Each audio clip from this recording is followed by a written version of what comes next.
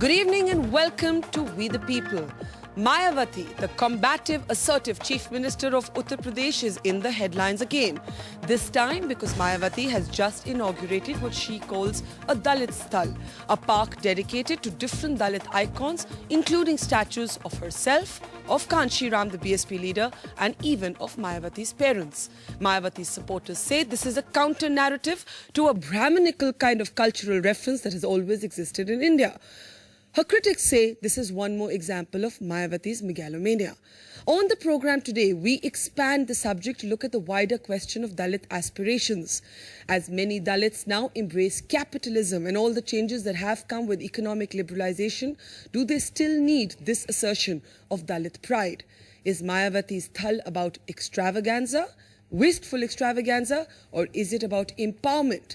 Is Mayawati judged by harsher standards and double standards compared to other politicians? These are some of the subjects we are going to explore on the program. Let me start with Renuka Chaudhary of the Congress. Renuka, the Congress with one eye on the Uttar Pradesh elections will of course have a harsh thing or two to say about Mayawati, but the fact that she has got this Dalit Sthal to the capital city's doorstep, it's Noida really, we call it Uttar Pradesh, but it's at the doorstep of Delhi. She seems to be serving notice in a sense for the assembly elections. She seems to have asserted quite confidently that she believes she'll be back in those assembly elections. Now, Mayawati makes the Congress nervous, doesn't she? Whether it's with her Dalit Sthal, whether it's with her projection of a midterm election?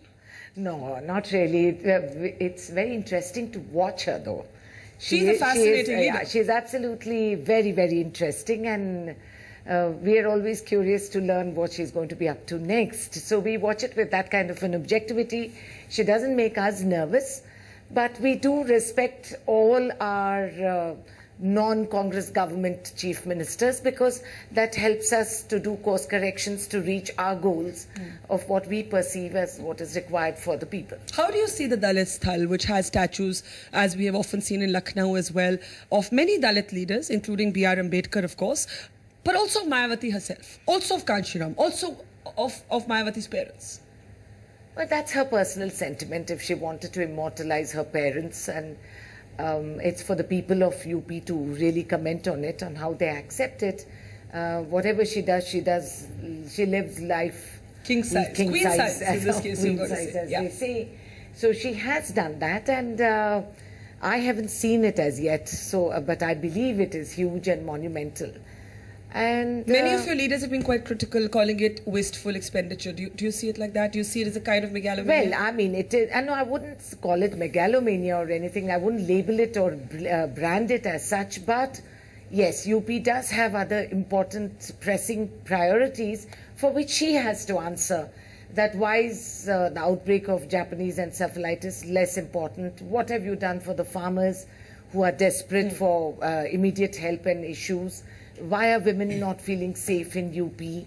And many other political agenda questions which building Maya Nagari might be the mythological Nagari. But at the end of it, after all, Maya, the Maya, illusionary, it shouldn't remain illusionary for her in the poll vote banks. Because does this really assuage the shortcomings of governance for the common man is what we need to look at. So it can't be a substitute in a sense for governance. Is it about misplaced priorities? Gurcharan Das, many people have said in the last week or so, there are encephalitis deaths. Therefore, this is an example of misplaced priorities. Misplaced priorities, I mean, of course, you can always say that it would be better to spend 600 crores on Dalit education, Dalit health and all that. But I think, you know, what are we here to talk about it? You should have a survey amongst the Dalits. That would be the way to find out how they feel. I was in Lucknow last week. By the way, I saw all those the statues, grand monuments, and they are monumental. And Sharad Pradhan, who is a journalist there, he was telling me that actually the older Dalits, they feel very proud what she's doing. But the younger Dalits, they are like young people everywhere. They are very, I mean, they said, look, if she had put a factory, we could have at least got jobs. And what is this monuments doing for us? So he was talking about this divide between the, and you know, one of the persons I drove with was a Dalit. So I asked him, and he said, well, look, if Rajiv Gandhi and Indira Gandhi and Sanjay Gandhi and everything in India can be named after them, can't we have something named after Ambedkar? NDTV's cricket app, Android and iPhone, fastest scorecard, special analysis, and much more. Download free. ndtv.com/apps.